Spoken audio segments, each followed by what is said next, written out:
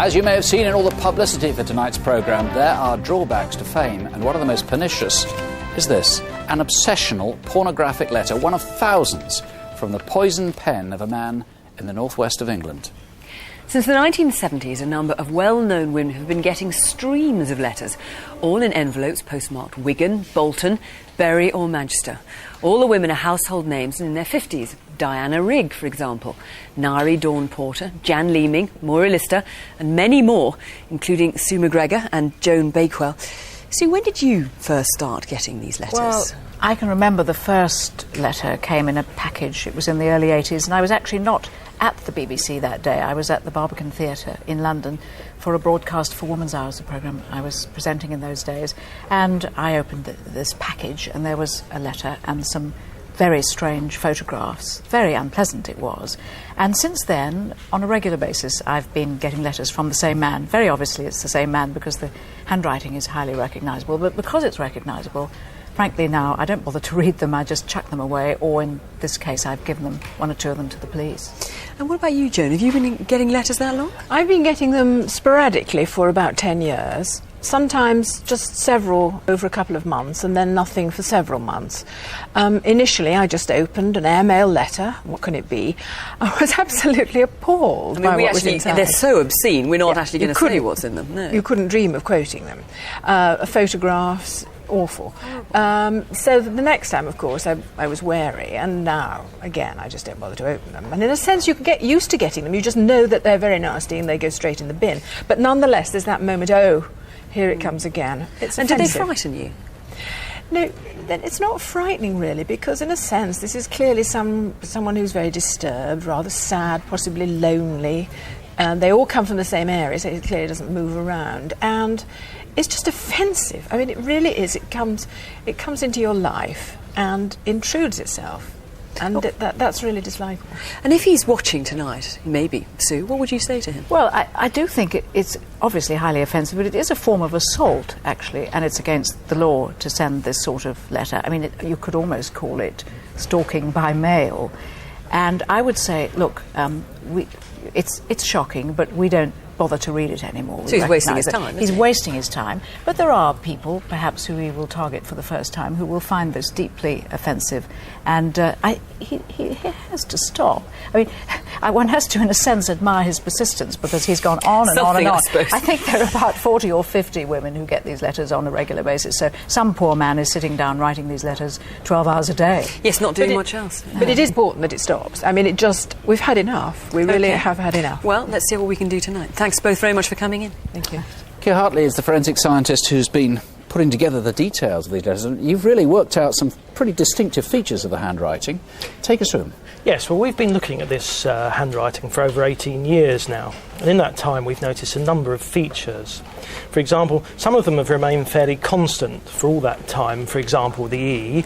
It's an E here, for example, in That's Sue right, and McGregor, yes, or in yes. E. It's a sort of bit like a C with a yes, bit it on is, the end. yes. Yep. Another very distinctive letter is the G. Like this one? For example, in stage, yes. Yeah. Oh, yes, look how the tail goes backwards. That's right. That's fairly common to all of his Gs, isn't it? Yes, it is. It's appearing more commonly, but it's certainly becoming more common in the later forms. And what might people recognise elsewhere in here? Well, we've noticed a tendency over the years towards more stylised forms of letters. For example, he's beginning to construct more and more letters from multi-strokes. For example, the Y, which originally in the early material tended to be from one simple stroke, is now tending to be constructed from 3 strokes, as we can see here. For example, here's one.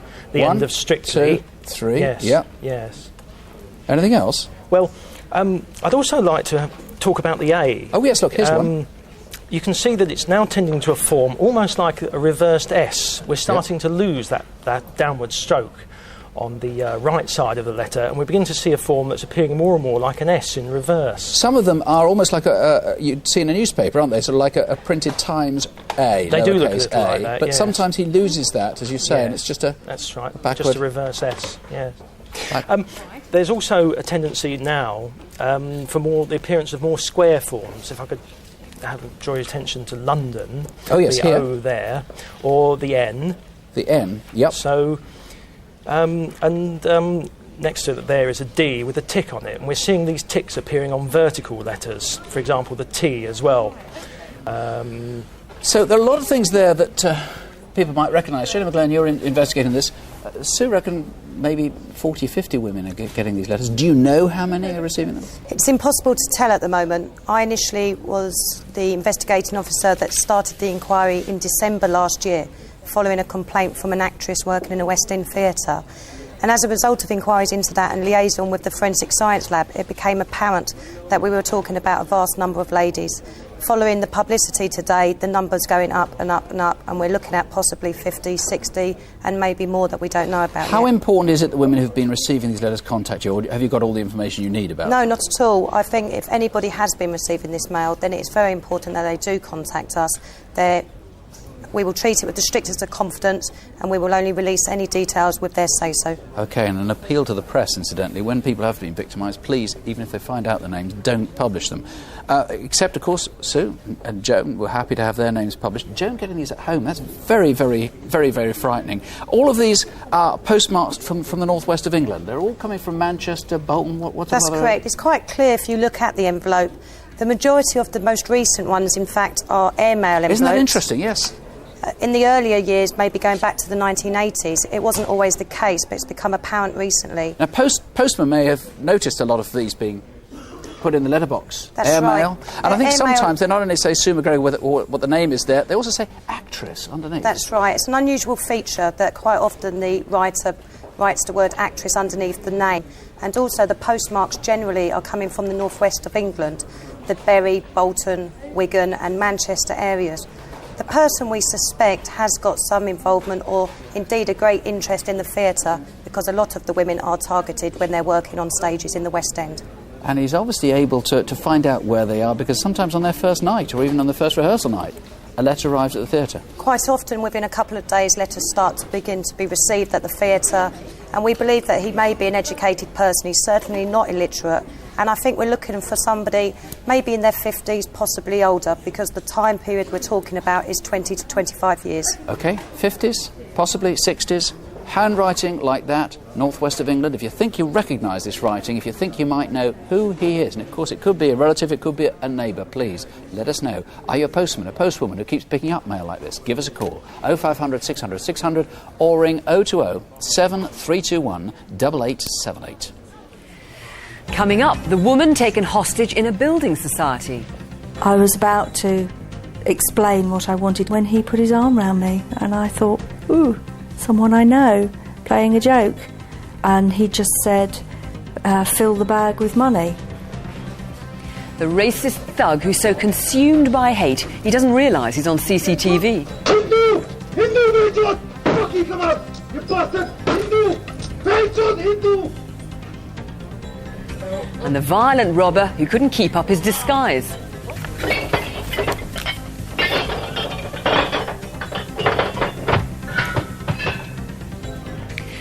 But first, village post offices are at the heart of rural communities throughout Britain. But in North Wales, a gang seems on a mission to shut them down, so terrifying the staff that it's a tribute that all but one of those attacked have stayed open. Tonight, with your help, we hope to put a stop to it.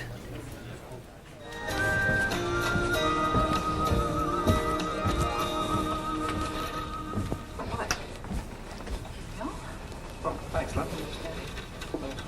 Let me know if your egg's too soft. Does look a bit runny, actually. Oh, put it in the pan for another minute. No, Pat. You sit down. I'm sure Barry can live with that. Well, if that's as I can live with it, then I better head. Come on, Muffin. Come on. Come on, fella. Come on. Out you go. Come on. Muffin.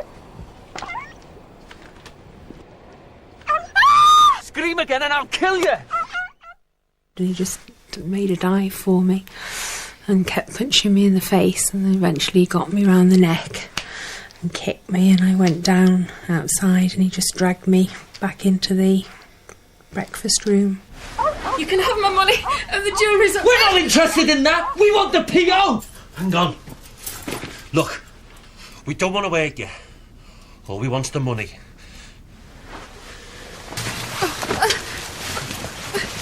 The one who got my keys said, when we get to the post office you will let us in, you will switch the alarm off and open the safe. Get in. Get in!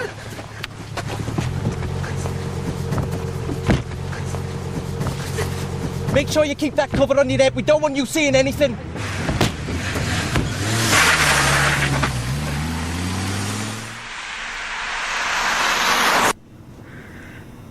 I was terrified. Just couldn't believe it had happened, really. I just thought I was in another world. As it was going through my mind, what do I do? And at that stage I also realised that I hadn't got my glasses and that I probably wouldn't be able to switch the alarm off because I wouldn't be able to see.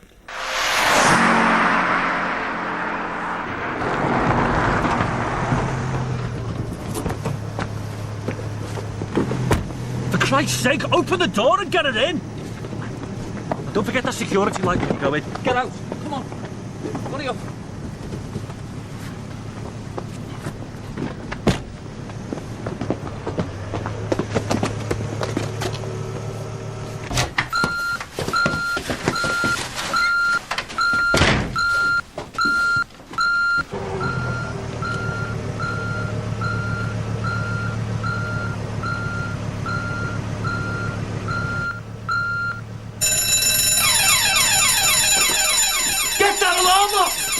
Where's the money? Where's the money? Hurry up!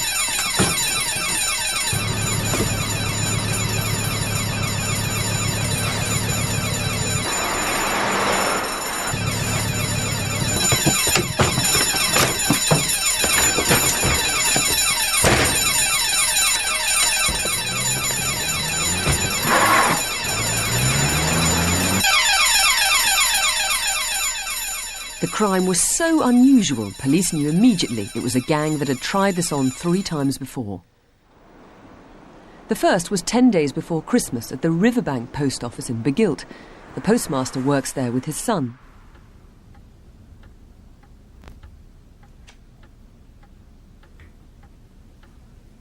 God's sake, son, stop pissing about. It's not funny. We're not mucking about! All we wanted the keys for the post office. Go on. The postmaster was struck by one man with a jemmy before the robbers made off with a small amount of cash. A month later, the men struck again at Saltney Ferry. 3 attackers burst in on the couple in the evening. Following the robbery, they were left bound and traumatised. And then at Myneth Isa, and this time it was in daylight as the postmistress opened up in the morning. But when she screamed, the gang panicked and ran off. Seconds later, a dark green Volvo shot off down Chambers Lane towards New Brighton.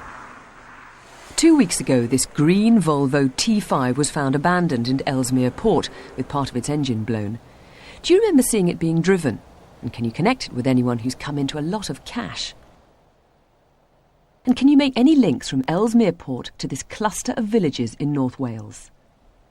The fact that they're prepared to use violence to get what they want, I think, is very frightening. Very frightening. Obviously, it's going to happen to somebody else. What's happened to me will happen to somebody else. The thing about these robberies is the violence is so needless. There's just no reason to be that violent, these 3 men. What can you tell us about them? Yeah, they've used extreme violence. They've all been hooded. They haven't used weapons as firearms and knives and things like that, but they've used violence. One is particularly violent, the second is very excitable by what's taking place, and the third seems to have a calming influence on what's going on. But they are using extreme violence. We've got an e-fit of the calmer one, as you're describing. And what can you tell us about it? Yeah, it's a very good e-fit. The victim is very happy with what's been produced in this e-fit. We've got a young male who's between 16 and 23. He's got fair hair, and he's described as having a baby face and quite young in appearance. We know that he was wearing a fleece-type jacket, which is described as a ski jacket, which had a diamond-style pattern on it. It's a very good description of this man. OK, and they all had Merseyside accents, how you're describing it, isn't it? Slight Merseyside accents, which can mean from the Merseyside area, the Wirral, Cheshire, or even parts of North Wales. And the Volvo that they stole, what can you tell us about that? Yeah, the Volvo we're looking for, we found, is a V70 Volvo Estate, dark green in colour. It was stolen on the 28th of January this year from the Chester area, and we recovered it after the last robbery on the 6th of March in Ellesmere Port. We've carried out forensic tests, and we've got items off at the forensic lab lab at the moment, but we're satisfied that vehicle was used in at least 2 of our offences. So what you want to know is where it was between being stolen and recovered. Yes, it's obviously been parked somewhere, maybe on a car park or somebody's drive. It's important to find out where it's been for that period of time, so that may lead us to the offenders. Now, you've brought in a cushion cover which is identical. Let's have a look at this. Identical to the one that was used on the First Lady that we showed. Jenny Williams, who's our 60-year-old victim, was when she was taken from her home to the post office at Buckley, this was put over her head, or an identical cushion cover to this was put over her head while she was transported to Buckley. It was taken off her head there, and it's been used probably to carry the money away from the premises. We've not found it at the post office or outside, or even in the vehicle when we recovered the vehicle. It's lying somewhere, maybe in a skip, maybe somewhere else, but we'd like to find where it is, which may lead us to the offenders. OK, not particularly distinctive, but if anyone's seen this cushion cover, you want to hear from them. We certainly do. I should tell you, there's a £5,000 reward, and I know the violence in that film was frightening, but do remember that kind of attack on a post office is very rare. Call us here in the studio, 0500 600 600, or the incident room on 01352 752 321. This man, an arsonist. Watch him setting fire to a pile of rubbish at the back of a shop in Bedford just before Christmas. You can see the blaze taking hold, and it went on to destroy the whole building. Quite a crowd gathered. And who is this? Close inspection of the video reveals he may have a deformed or perhaps no ear at all. Was he simply watching the blaze? Please tell us who he is, 0500 600 600, or you can call the incident room direct on 01234 275 332. This is my local pub. It's the Coach and Horses in East Sussex. A month ago, they advertised in a catering magazine, and this man, Paul Yeshka, turned up. The pub landlord decided to give him a try and generously put him up for the night. He went to bed relatively early, and in the morning, first of all, we discovered that he was missing. The first thing that happened is we went upstairs and discovered that money was missing. And then, of course, then you start looking and realising that other things were missing as well. And here he is at East Grinstead Station. That backpack must be getting pretty heavy by now. Amazingly, I was telling this story to one of the Crimewatch team, and she told me it had happened at her pub too. This is the Red Lion in Berkshire, where Paul Yeshka was taken on back in September. He was very helpful. He seemed to know what he was talking about. He had good ideas on presentation of different dishes. Yeah, I reckon he was trained. My boss came down and said, "Where's Paul? Is he meant to be working?" I said, "Yeah." So I went up to knock on his door, no answer. Walked in, everything was gone, his rucksack was gone. We looked and we found empty wine bottles. So he must have come downstairs into the bar, took the wine bottles. As I checked for my bicycle, I found out that it was actually missing. We looked around, we couldn't see it anywhere. Have a look at him again. Is he in your pub tonight? He often says he's just back from Brisbane or Australia, but that's simply part of the deception.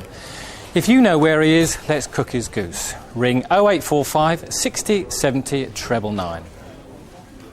After 2 years, detectives are now pretty sure they're closing in on the killer of a woman in West London. And tonight they've asked us to appeal to Filipinos living in the capital. There's a reward if you can answer the question, who killed Antonia Concordia?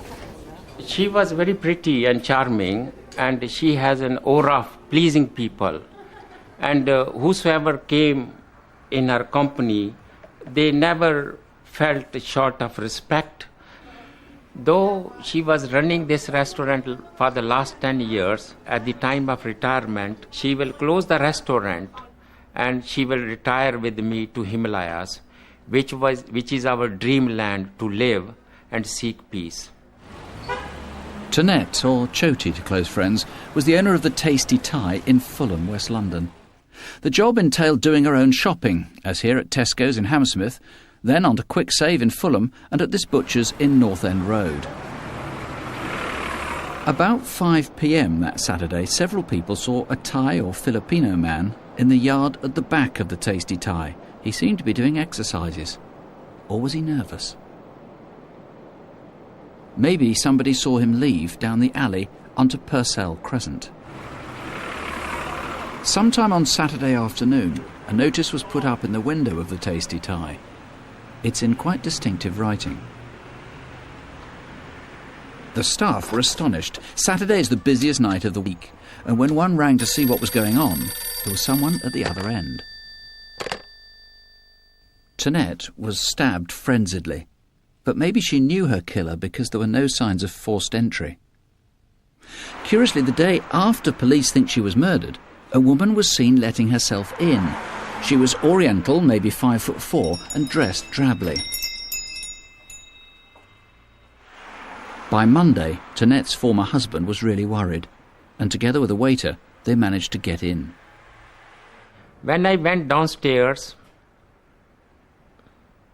I started calling her name Choti, Choti, in a very frantic manner. Then I went to the storeroom and I found the body stained in blood and lying there. At that very moment, emptiness and every energy left me. There was nothing left in me even to walk up the steps. This is one of Antoni's best friends, Beth. Really hoping something will come out of Crimewatch tonight. Who do you think holds the key to this? Who do you think knows something about this? Well, there's a lot of Filipinos out there maybe watching this Crimewatch tonight, and maybe there's a lot of people knows about the incident, about the tragic death of my best friend Antonia. Now, you've written an appeal in the main Filipino dialect. Would you like to read that out to us? Yeah, sure. Si Antonia ay isa kong naging matalik at mabait kong kaibigan. At narito ako ngayong gabi sa Crimewatch para ipaalam sa inyong lahat-lahat na kung sino man ang nakaalam tungkol sa masakit na pagpatay kay Antonia, ako'y humihingi ng tulong sa inyong lahat. At kung sino man ang mayroong impormasyon, kung maaari lamang huwag magdalawang isip na tumawag. There are Filipino speakers in the incident room waiting for your call. And the number is 0207-321-7228. OK, so ring us here in the studio, 0500 600 600, free call, or if you've heard, the incident room, as Beth has said, 020-7321-7228. I'm sure you've heard the expression, thick as a plank. Well, look at this man. It's intimidating stuff. He's trying to get staff to open up the till. They stand up to him, but eventually have to take refuge, so he can't hit them. Good news for us, he drops his disguise. Know him? This was in Leeds on the 15th of December. Call 0113 241 3685. This is the face of a sex offender, a man wanted for a serious assault in Glasgow, in a church of all places. It's unlikely this is his only offence, and it's very important to catch him. His victim was a student from Canada.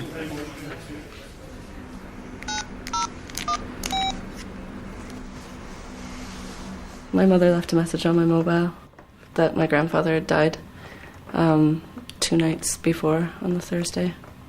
She told me that the funeral was the next day. So I tried to book a ticket, tried really, really hard, to get one for the next morning. They were going to be really, really expensive, so I couldn't go home. And at that point, I started getting really upset because I just wanted to be there.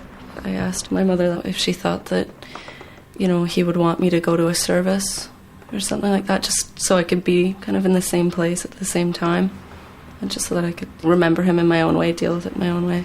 She thought that he would really appreciate that.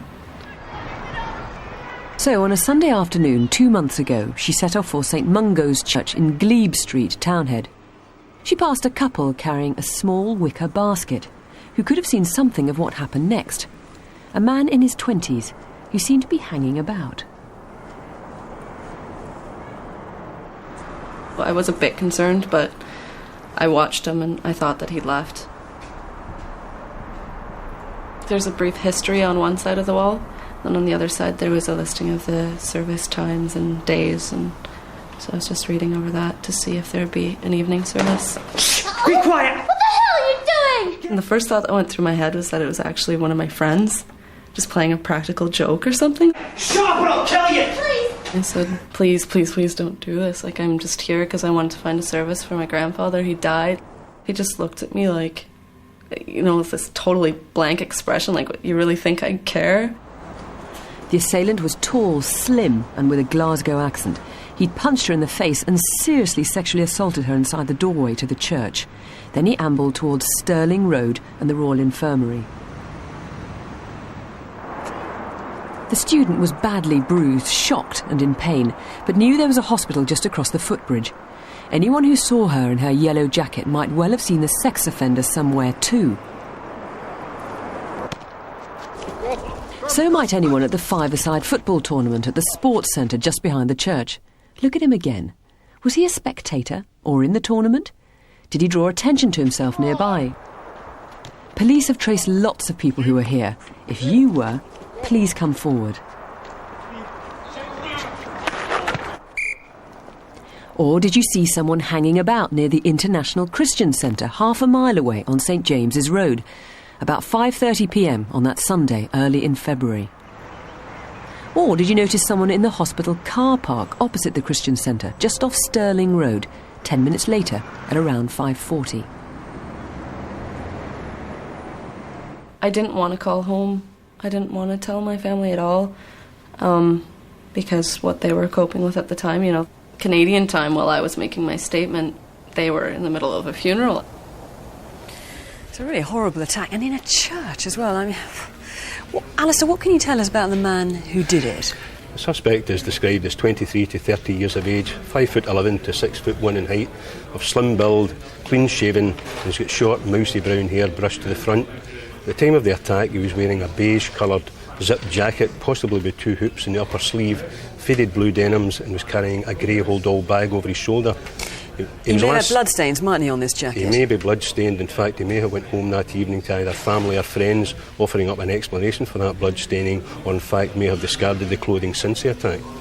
I think it's worth saying that you've got sufficient evidence that if anyone has the merest suspicion of who it might be, you can quickly eliminate the wrong person for your inquiries.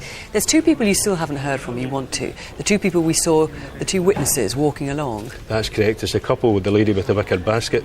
Despite local appeals, they haven't come forward yet. If they're watching the programme this evening, I would ask them to please contact the incident room. They may have information vital to the inquiry. Which, of course, they may not even realise. And what about sightings? Just briefly, there are various sightings of him, aren't there? The man at the Christian Centre, since the reconstruction, we have identified that person and eliminated him from the inquiry. However, I'm still anxious to hear from any person that was in the vicinity of the college between 5:30 and 6 p.m. on Sunday, the 4th of February, and may have seen anything suspicious. OK, well, there are a number of sightings in the car park at the Royal Infirmary. There was a five-a-side football game going on. Lots of people there may have seen him. And just to jog your memory, it was Sunday, the 4th of February. It had been snowing heavily that afternoon. It wasn't the day we were filming. And that evening, the Hearts versus Celtic football match was being televised live. Call us 0500 600 600 or 0141 532 4750. 2 months ago, and a normal day in Peacehaven in Sussex. I was going to try and get a cheque reissued, and I've never ever been in that particular Portman before. I was about to explain what I wanted when he put his arm round me, and I thought, ooh, someone I know, playing a joke.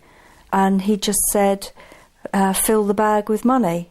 And it was only when he repeated that and said, I'm not joking, she gets it. And then I felt something at my neck, and I realised that it was for real, because the cashier was placing money in the bag that he'd given her. It was quite a big knife then. I actually looked up at the corner and saw that there was a CCTV camera, and I can remember thinking, good, it's being caught on camera. One policeman was very, very kind, and I said to him, please don't be nice to me because I'll cry. What a brave lady. That was a terrifying experience. Call 0500 600 600, or you can ring the incident room on 0845 60 70 999. This month, the Met started a campaign against hate crime, and there have now been over 500 arrests in the capital. Let's make it one more tonight. This man is so eaten up by prejudice that he's oblivious to anything else around him. An Asian family in Hampton, West London, have been targeted for 6 months by 2 men shouting obscenities and causing damage to their home. It's terrifying stuff. Imagine if you or your family had to put up with this. Please ring the Met on 020 7230 4374 and stop this happening. A lot of calls coming in on celebrity poison pen letters. Several women have received letters for years, including one very well-known actress who hasn't reported it before. Many people think they recognise the writing. So far, 9 names, one of whom has previous convictions. 4, in fact now 5 very interesting names. The post office robberies, 2 names for the Bedford arsonist. You can email us at Crimewatch, that's at Crimewatch UK, CWUK at bbc.co.uk. It's every parent's nightmare. Your child goes out to play just across the road and is snatched by a stranger. It's very rare, but it happened 2 weeks ago to a 6-year-old in a village called Barton under Needwood in Staffordshire. She's still too upset to tell anyone what happened. Our daughter had gone over to see a friend immediately across the road. She'd done all the right things. She told me where she was going. But 10 minutes later, her friend came to ask where she was. I was feeling quite calm to begin with because we live in the sort of environment where children are in and out of each other's houses, and my initial reaction was to find out if she'd gone to someone's house. That took me a good 10-15 minutes. So it wasn't until then that I seriously became worried. Somebody had told me that they had seen her talking to a man in a car, and I was obviously quite panicky by that stage, and I had just started to ring the police when she was brought back. A friend of the family's had seen the little girl looking distressed in Walton-on-Trent, 2 miles from home. She wasn't hurt, but was too upset to say what had happened. She's dealing with it by blanking it out. I think she still carries with her some feeling that she's done something wrong herself. That day, a man was seen cruising around Barton under Needwood in a dark Ford Mondeo hatchback, and another witness saw him there with a little girl. The number plates on his car were false. It wasn't the first time he'd been seen in the village. He alerted suspicion last September. Again, he was using a set of false plates.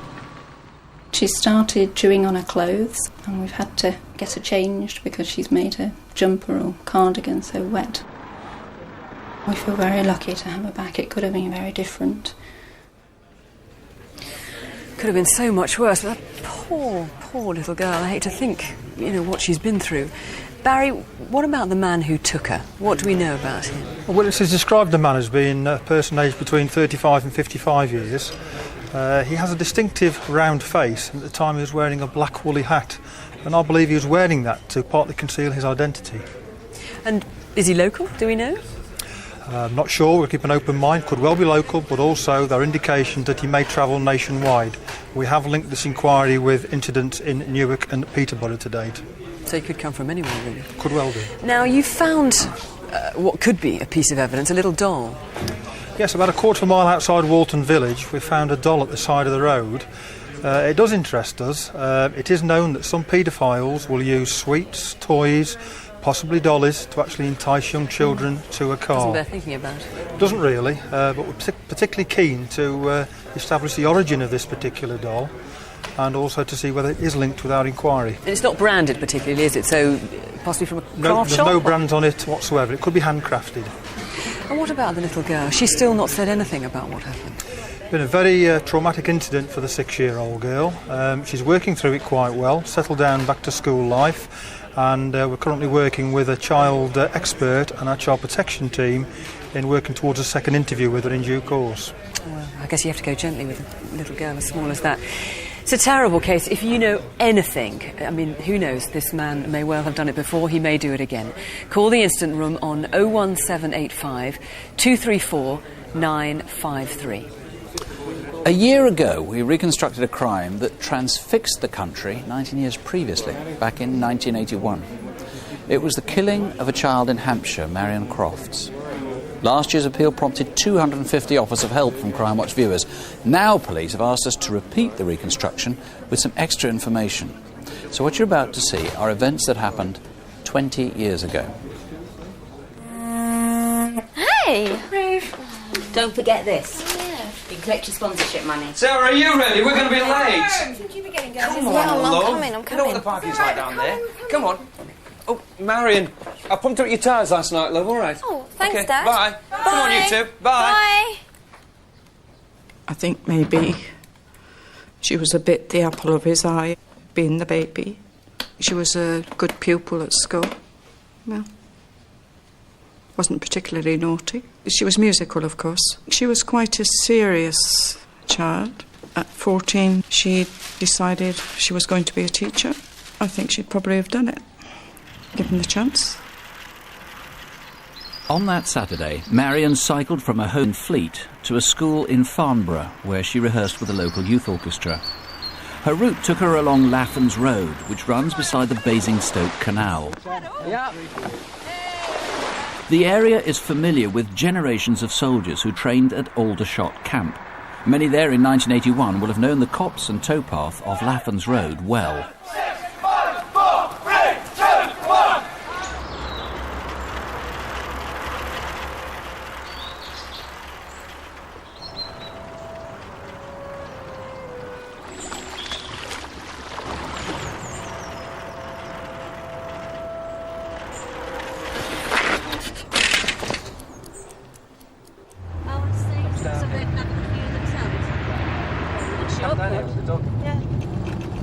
Did you see that? Strange place to take a bite. Strange place, isn't it?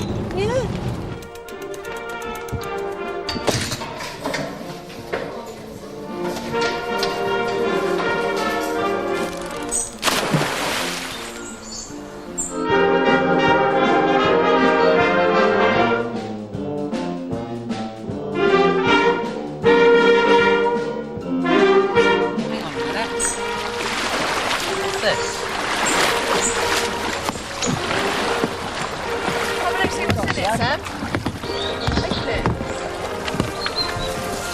It's a clarinet.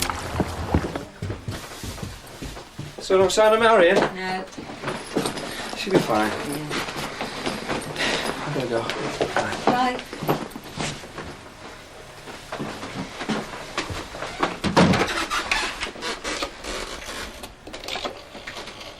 I rang the home of the little girl who would have gone with her.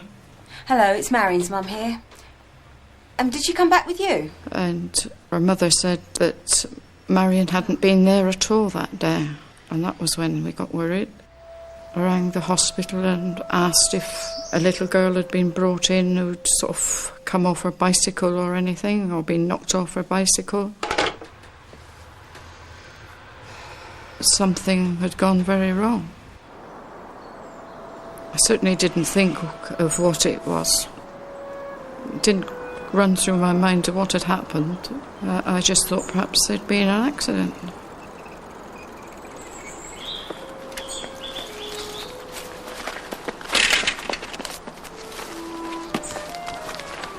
It's Marion's. It's her sponsorship form.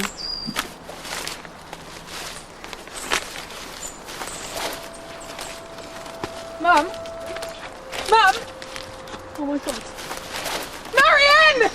Marion! Marion! Wait! Wait! Let's get the police. There was no way I'd let her go up there, or myself, because I was afraid of what we might find. I'll phone from the golf club.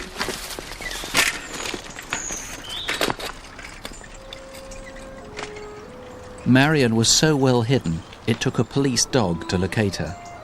Her body had been camouflaged with brambles and undergrowth. She'd been raped and battered on the head. What in life can be worse? If only I'd taken her that morning. If only I hadn't gone and played cricket. But you have to live with that. Every day.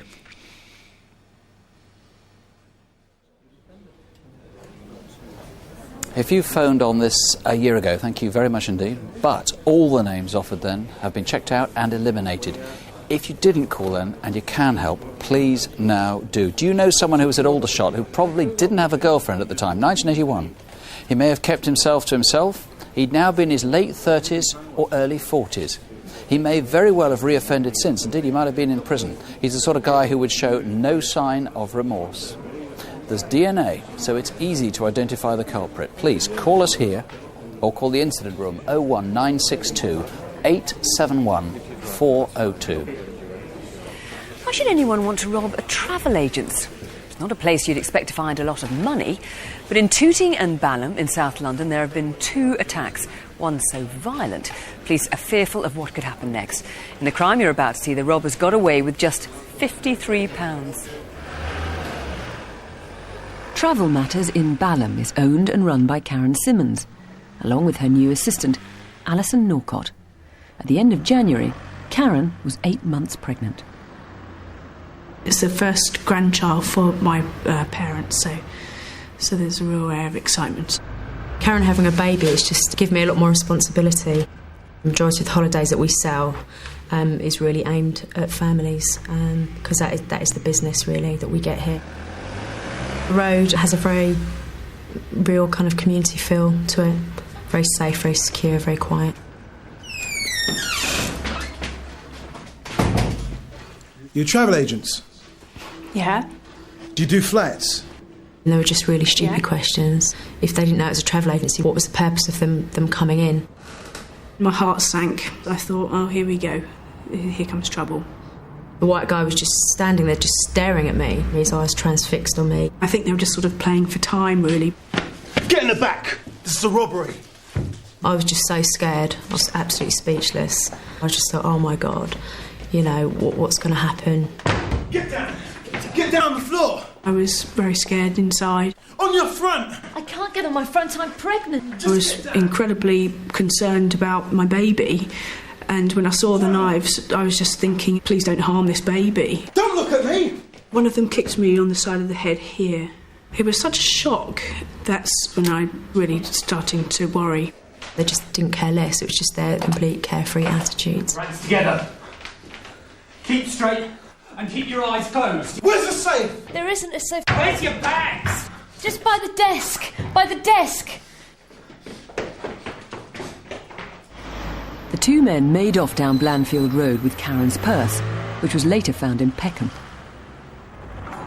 One day earlier, a similar robbery took place at another travel agent's on Tooting High Street.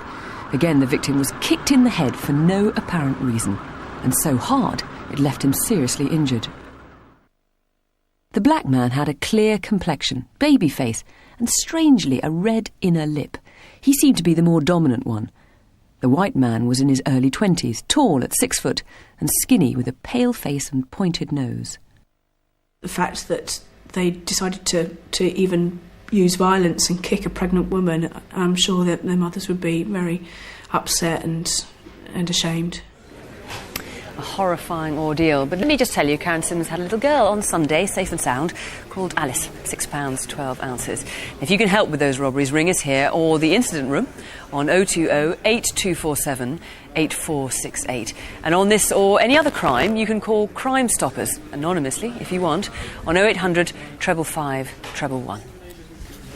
It's always lovely to hear about a new baby, isn't it? As a mother, I vividly remember proudly pushing my daughter around the local park for the first time, and that's exactly what this lady was doing in Cardiff. It was the first time I'd taken a pram out on my own, done all the shopping and decided to come home via the park. It's a beautiful park, it's 10:30 in the morning. I know lots of women who go there with their babies, toddlers, picnicking, walking dogs. It's that sort of just nice atmosphere. There was a guy sat by the fountain and I thought he looked a bit odd. He was sat in the park with not only a hood up but something underneath that. I felt someone walking behind me quite quickly and I thought, well, because I'm pushing a pram, I was slower than he was. He sort of all of a sudden put an arm lock around me. Seemed to be sort of tugging at my clothes and threw me on the floor. I imagined the baby being hurt, being thrown out of the pram, and all I could think was, please, please don't do anything to my baby. Luckily, a local dog walker heard screams and ran to her rescue, frightening the attacker away. I can't imagine what sort of person would do that, A, in broad daylight, and B, to someone who's pushing a pram. The attacker had short, mousy hair and may have dropped a dark green baseball cap. Please ring 0500 600 600 or the incident room on 02920 774 257. 4 faces and 4 wanted men. Afrim Kubi is wanted for murder. He's an Albanian and we think he might be in London or Leicester. Paul Kelso jumped bail. He's wanted for firearms offences, armed robbery and a whole lot more besides.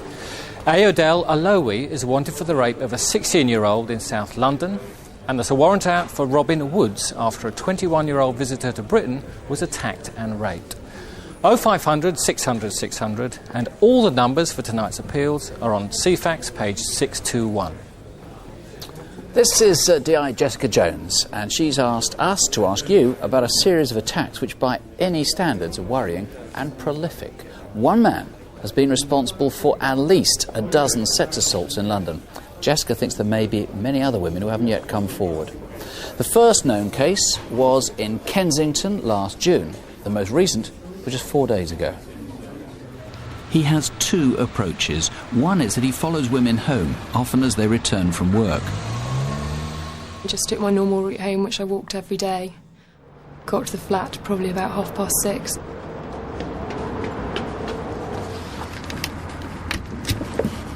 The lock on the communal door's really awkward. I was getting very irritated and just wanted to get in. Probably been trying for 4 or 5 minutes before it actually clicked and let me through.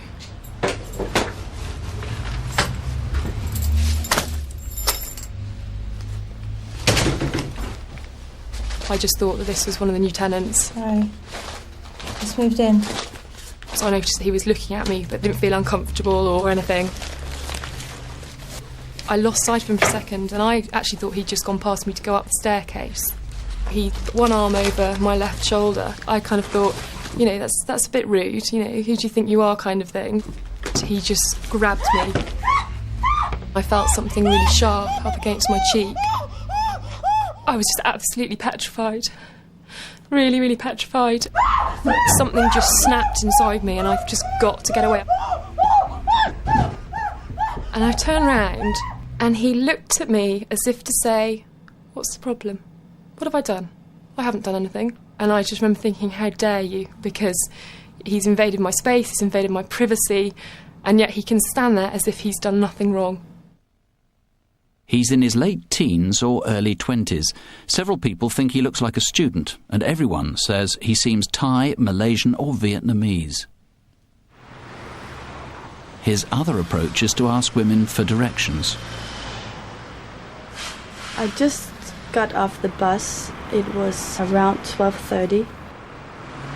I was in a good mood and I didn't notice anybody around me.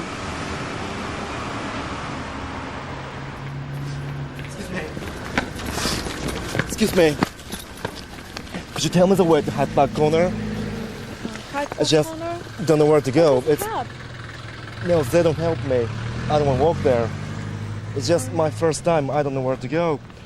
He seemed honest and truly helpless. I think it's in this direction, but I'm not absolutely sure. Hang on. Can you draw the wall there? It seemed odd that he wanted me to step away from the road. And at that point I started being suspicious. And I get to the corner of Macleese Road. I'm pretending to make a phone call because I don't really feel threatened, but I'm just trying to avoid a confrontation between me and him. Just do it. Just draw me the line. Something was wrong. I could just sense it, and then I see what he's actually doing, which is he's masturbating. I panic a little. I just wanted to get away from him. In a way, I feel foolish now. I remember him as a very, very good actor. He was truly helpless, and I really believed that he wanted help. What we haven't shown is that at least one woman has been raped. The offender may live, work or be a student in the area where the attacks have taken place. That's Maida Vale, Paddington, going west into West and then into South Kensington. But more recently, focusing on that area in the square there in Hammersmith. He's very distinctive looking, short to medium height, slightly built. He speaks good English but with a slight American or Asian accent. Jessica, your concern is that a lot of other women have been attacked by him or frightened by him, approached by him, haven't come forward. That's right. It's crucial to us that we build up a complete picture of what this man has been up to. And I would appeal directly tonight to any woman who's been in contact with him to come forward. Now, I know that some women may feel that their experience was too minor to let us know, but we do need to know. He may have just hassled them for directions. We know he's very convincing as a lost tourist. I know a lot of women wouldn't bother to report masturbation in the street to police. Should they? Absolutely, especially in this case. We were trying to build this bigger picture. And on the other hand, I am still toying with the fact that another woman may have been subject to a more violent attack by him. Now, I mentioned that one woman, at least, has been raped by him, and it was a particularly violent... I mean, all rape is violent, but this one was very, very frightening indeed. It was very calculated, which is the frightening aspect to it, and a knife was held to her throat constantly throughout the attack. And that is very important for people to understand that however unassuming he may appear, he is capable of a lot more. Several people have said he looked like a student. We've got to be careful because he might not be. But he's the right age group. He was carrying a pencil case last June at one of the first of the attacks. The attack seemed to stop during what would be the student holiday. So it's possible he's a student. It's possible he shares digs with people who might recognise him. It's very possible, and that is the second part of our appeal tonight. I would ask anyone who can put a name to this man to let us know. We have a very good description. He is very distinctive, and I'd ask them to look at the stills which were taken from one of the offence, and if they can name him, please let us know. And he seems like a nice, likeable man, someone who's actually rather diffident, not somebody who's aggressive. That's how he appears. That's right, and it is, as we know, that it can turn into something a bit bigger than that. OK, well, it's easy. It really is easy to eliminate anyone who's innocent in this one. A lot of evidence available, so please don't hesitate. These are very, very serious offences, and of course they could get much, much worse. 0500 600 600 or 020 7321 8502. On this or any other crime, you can speak confidentially to the Victim Support Line on 0845 30 30 900. And join us for Crimewatch Update. That's at 10:35. We say it this month, we say it every month. Abby, mean it. Don't have nightmares, please. Sleep well. Good night. Good night.